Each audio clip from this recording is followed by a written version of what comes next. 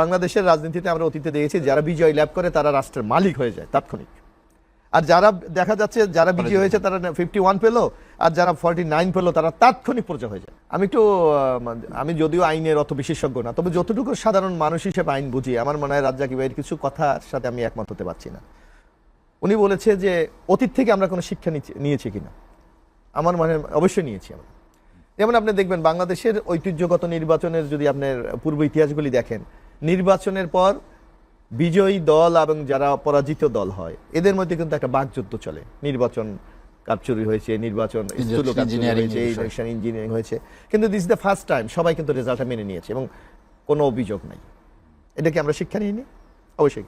তারপর দেখবেন যারা বাংলাদেশের রাজনীতিতে আমরা অতীতে দেখেছি যারা বিজয় লাভ করে তারা রাষ্ট্রের মালিক হয়ে যায় তাৎক্ষণিক, আর যারা দেখা যাচ্ছে যারা বিজয়ী হয়েছে তারা 51 পেল আর যারা 49 পেল তারা তাৎক্ষণিক পর্যায়ে হয়ে যায়।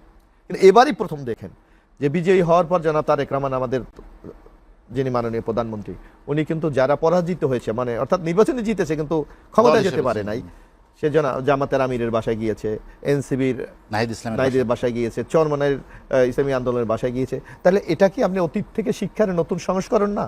আপনাকে এটাকে অভিনন্দন জানাতে পারি না আমরা? শুধু তাই না, আপনার 12 তারিখ নির্বাচন হয়ে গেছে, আজকে 10 দিন বাংলাদেশে উল্লেখ করার মতো একটা নির্বাচন সংক্রান্ত কোনো ঘটনা ঘটেছে?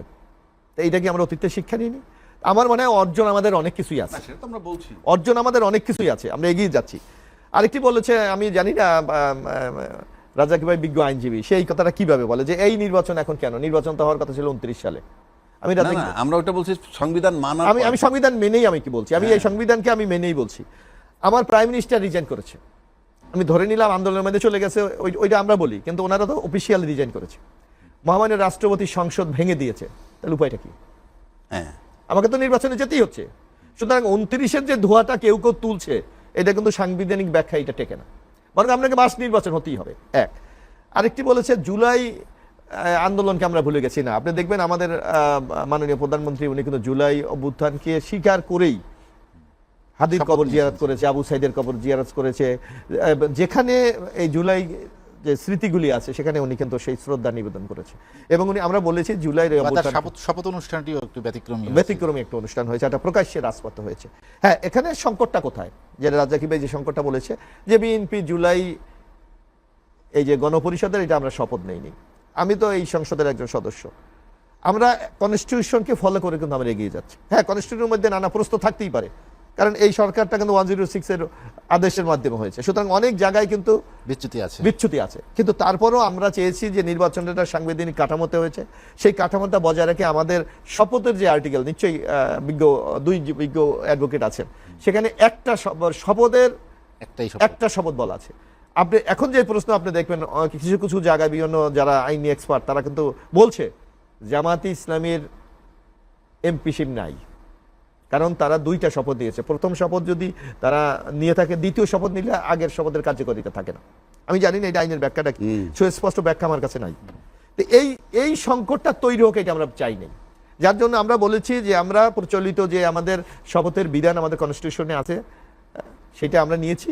এবং জুলাইয়ের যে কমিটমেন্টগুলি আপনারা দেখেন যে কমিটমেন্ট এখানে বলা হচ্ছে আমরা কি জুলাইয়ের চেতনা ধারণ করেন? অবশ্যই করি। আমরা যখন জুলাইয়ের এই আলোচনাটা হয় তখন আমরা কিন্তু 30টা বিষয়ে ঐক্যমত হয়েছে, বাকিগুলিতে আমরা নোট অফ ডিসেন্ট দিয়েছি। এবং আমরা যখন এই ঐক্যমত কমিশনের রিপোর্টটা প্রথম প্রকাশিত হয় তখন কিন্তু নোট অফ ডিসেন্ট তারা প্রকাশ করেছিলেন, কিন্তু যখন সিগনেচারের জন্য এটা রাজনীতি আহ্বান করা হয়েছে তখন এই তারা নোট অফ ডিসেন্টটাকে অ্যাভয়েড করেছে। আমরা কিন্তু তাৎক্ষণিক আপনার মনে থাকার কথা বা রাজ্জাকি ভাই বেলাল ভাই মনে থাকার কথা, বিএনপির পক্ষ থেকে বলা হয়েছে বিএনপির সাথে প্রতারণা করা হয়েছে, কিন্তু আমরা একটা বৃহত্তর গণতান্ত্রিক উত্তরণের সাথে এবং বাংলাদেশের মানুষের আকাঙ্ক্ষাকে ধারণ করে আমরা সেদিন কিন্তু স্বাক্ষর করেছিলাম। এখন আমরা কি বলছি? এখন আমরা বলছি জুলাইয়ের প্রত্যেকটি বিষয় সংসদে আমরা উত্থাপন করব, যদি সংখ্যাগরিষ্ঠতা এমপির মহোদয়রা এটা অ্যাকসেপ্ট করে অবশ্যই আমরা সেটা মেনে নেব। সুতরাং বিএনপির এখানে ধোঁয়াশার কোনো কিছু নেই, আমরা স্পষ্ট বলেছি পার্লামেন্ট সার্বভৌম, সুতরাং পার্লামেন্টের যে সিদ্ধান্তগুলি নেবে সেটাই আমরা আগামী দিনে বাস্তবায়ন করব। আমি একটু 1 মিনিট নেই, নাহলে পরে ভুলে যাব। উনি বলছে যে সরকার চলে গেল, সরকার চলে যাওয়ার পর সংবিধান মোতাবেক নির্বাচন। কারেক্ট। কেমনে? সরকার চলে যাওয়ার পর নির্বাচন হইতে হবে 3 মাসের মধ্যে। সেটা হলো 7ই নভেম্বর 2024-এর মধ্যে, যদি কোনো কারণ না হয় আরো 3 মাস পাইলে 7ই ফেব্রুয়ারি 2025-এর মধ্যে। এরপরে 2026-এর ফেব্রুয়ারিতে নির্বাচন, সংবিধানে নাই। আপনি এই মেয়াদ পার হওয়ার পর রাজনৈতিক দলগুলি যদি ঐক্যমত হয়ে, এখানে তো একটা বিশেষ ক্রাইসিস মুহূর্ত। আমি বলতে চাই, আপনি ওইটাও তো ধরেন রাজনৈতিক দল, এটা বিশেষ ক্রাইসিস, তো রাজনৈতিক দলগুলো যেটা ক্রাইসিসে গণভোটই করছে, এখন গণভোটে আপনার রাষ্ট্রপতির আইন মোতাবেক ওত নেবেন। যে মানে না সেটা তো বিএনপি আমরা তো বলেনি মানি না, এখনো। আমরা তো সেটা বলি না। না মানেন নাই, মানে আপনি ওত নিতে হবে, আপনি তো ঢুকতেই পারবেন না সংবিধানটায়। কেন বলছি, তাহলে আবার সংবিধানটা দেখাইতে হয়। এই সংবিধান আছে 142-এ বলা আছে, 142 অনুচ্ছেদে, যে 2/3 মেজরিটি দিয়ে এই সংবিধান সংস্কার করতে পারবে, যেভাবে মন চায় সেভাবেই ধরতে পারেন। এটা তো আগেও ছিল, না রাখেন, কিন্তু ব্যতিক্রম আছে কোথায়? ব্যতিক্রমটা এখানে আছে, মৌলিক কাঠামোতে, হ্যাঁ। 7-এর খতে বলা আছে সংবিধানের 142 অনুচ্ছেদে যা কিছু থাকুক না কেন, ওই 142-এ যা কিছু থাক না কেন, সংবিধানের প্রস্তাবনা প্রথম ভাগের সকল অনুচ্ছেদ প্রথম ভাগের মধ্যে আছে ওই বঙ্গবন্ধু ছবি টানানো, এটার পরিবর্তন করতে না পারবেন আমি একটু কথা বলি। আপনি সংবিধান পরিবর্তন এখানে বলা আছে, সাথে আপনি দেখেন যে কোনোভাবে এই সংবিধান পরিবর্তন করা যাবে না। সেটা তো- এটা কোন ধরনের গণতান্ত্রিক ব্যবস্থা? আর কথা তো সেটা না, একটা স্বৈরাচারী কথা ব্যবস্থা হলো তো আমরা স্বৈরাচারী ব্যবস্থা। adjust করতে পারি আপনি না। তাহলে করলে কি হবে? আবার 7-এর 1-2 মোতাবেক রাষ্ট্রদ্রোহী মামলা হবে। এবং 7 বছর জেল হবে, সেটাও বলে হ্যাঁ, যাচ্ছে। 7 বছর জেল হবে।